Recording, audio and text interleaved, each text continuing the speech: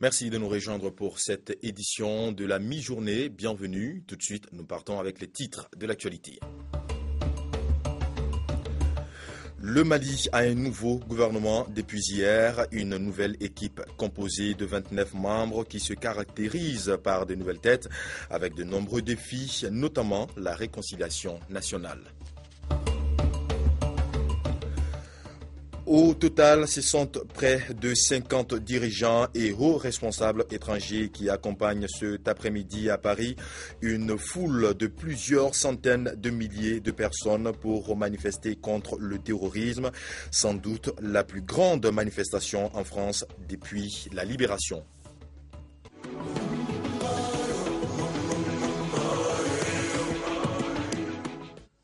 Voilà pour le sommaire. Bienvenue. À peine nommé, le nouveau premier ministre malien Modibo Keïta a formé son gouvernement ce samedi.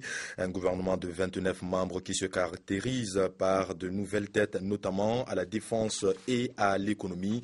Les défis de cette équipe de Modibo Keïta sont nombreux. Selon l'entourage du président Ibeka, ces défis sont entre autres les négociations entre groupes rebelles et gouvernement malien qui doivent reprendre le mois prochain à Alger et aussi la reprise en mai de l'administration malienne.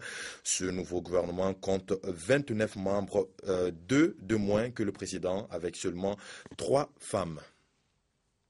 Voilà, je vous l'annonçais en titre, grande marche républicaine ce dimanche à Paris en réaction aux attentats de ces derniers jours, attentats meurtriers qui ont fait, je vous le rappelle, 17 morts lors de plusieurs attaques et prises d'otages.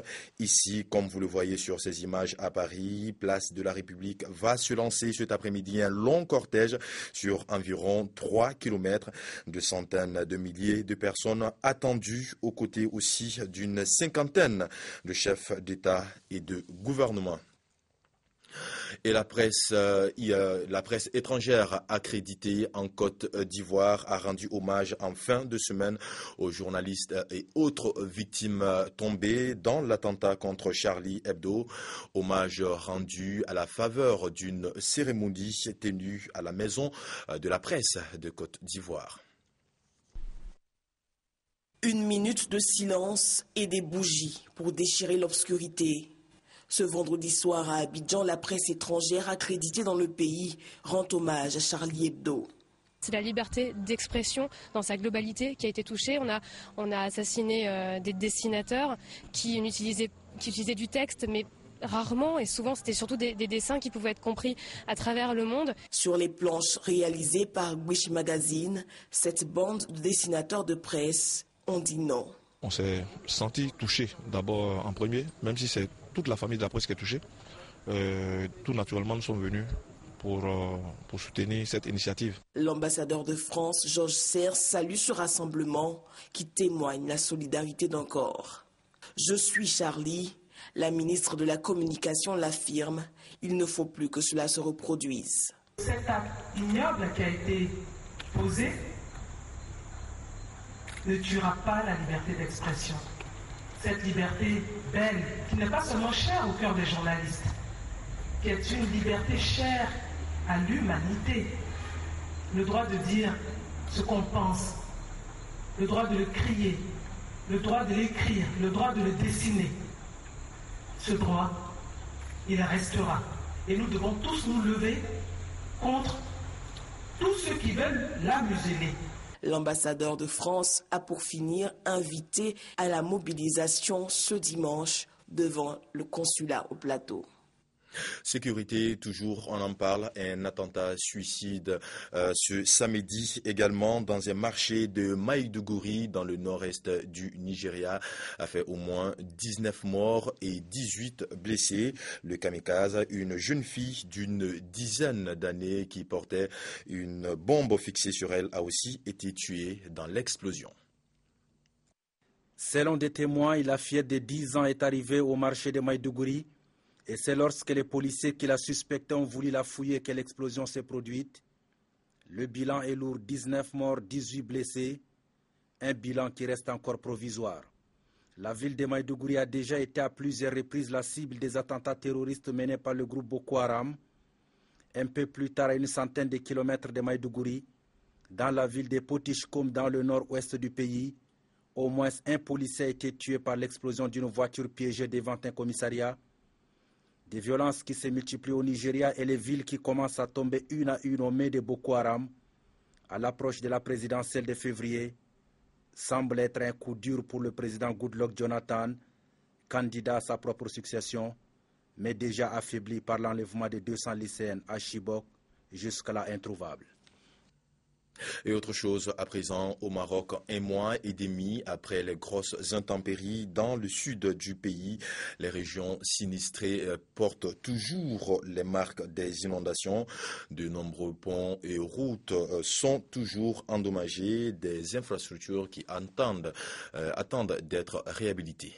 Les fortes pluies qui se sont abattues dans la commune d'Aourir fin novembre dernier ont causé l'effondrement du pont de l'Oued Tamrart. Les dégâts causés témoignent du caractère exceptionnel de la crue. Le débit atteignait 1500 mètres cubes par minute. Le pont endommagé est très ancien, le deuxième vient d'être construit, ses fondations sont plus solides. C'est un véritable problème pour les habitants. Nous demandons aux responsables de procéder aux réparations. Selon la délégation régionale du ministère de l'Équipement et du Transport d'Agadir, le pont a été construit dans les années 1980. Il n'est plus viable, le second, lui, a moins de 4 ans. Au vu des dégâts, il est impossible de réparer quoi que ce soit. Le pont doit être reconstruit. Nous sommes en train de finaliser une étude en ce sens.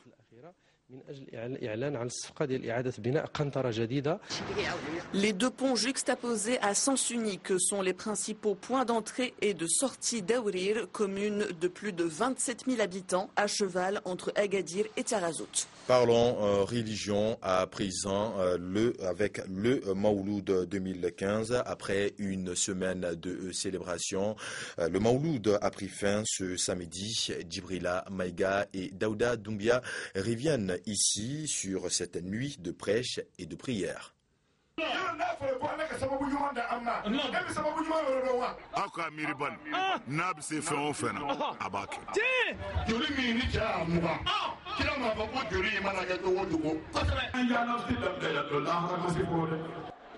Même décor, même public, même ambiance.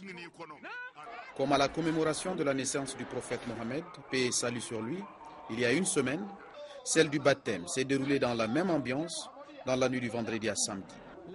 Les mosquées, les espaces publics ou encore les stades ont reçu la visite de milliers de fidèles musulmans, nationaux et internationaux. Une note de satisfaction pour avoir participé à cet événement qui revêt une signification profonde. On se retrouve pendant une semaine, on fait des échanges d'idées. Bon, c'est le développement de l'islam qui est là.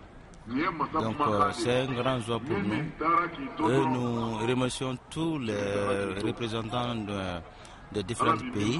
Plusieurs leaders religieux érigent le Mawloud en festival pour lui donner un ancrage populaire.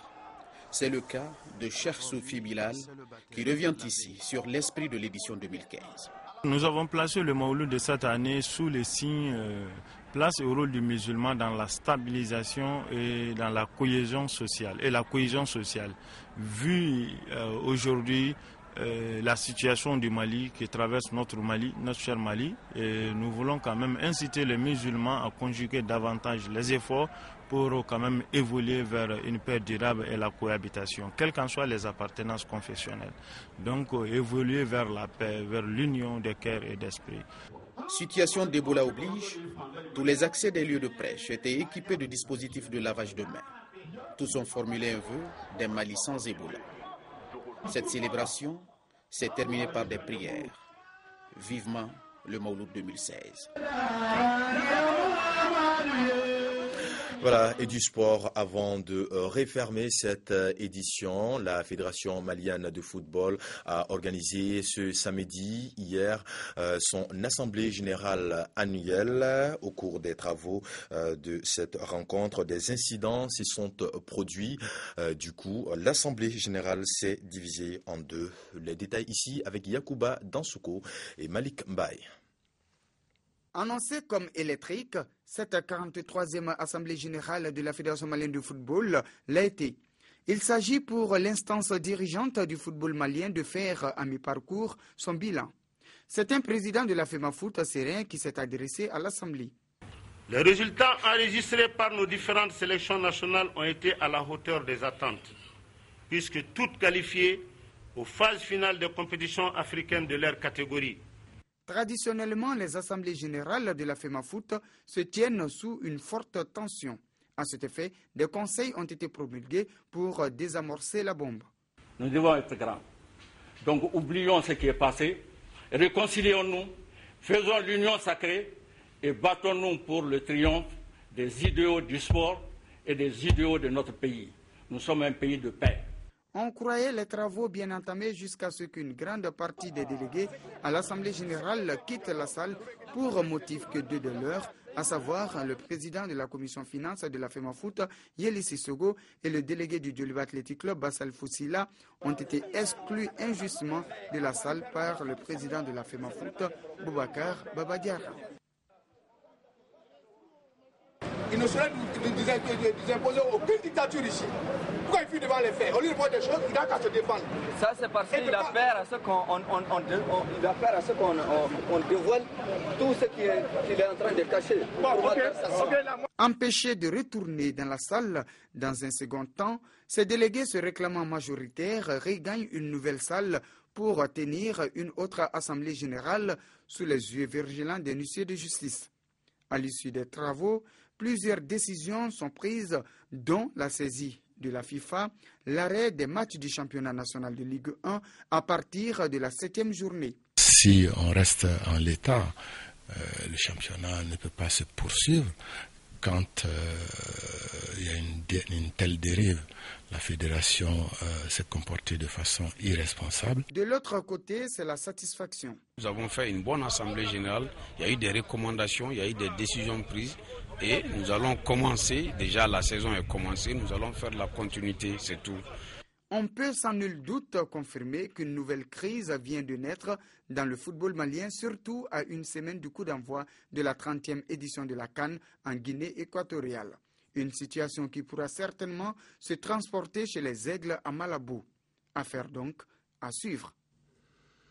Et voilà donc qui referme Afrique Midi. Merci de l'avoir suivi. Restez en notre compagnie, nos programmes continuent. À très bientôt sur notre chaîne. Au revoir.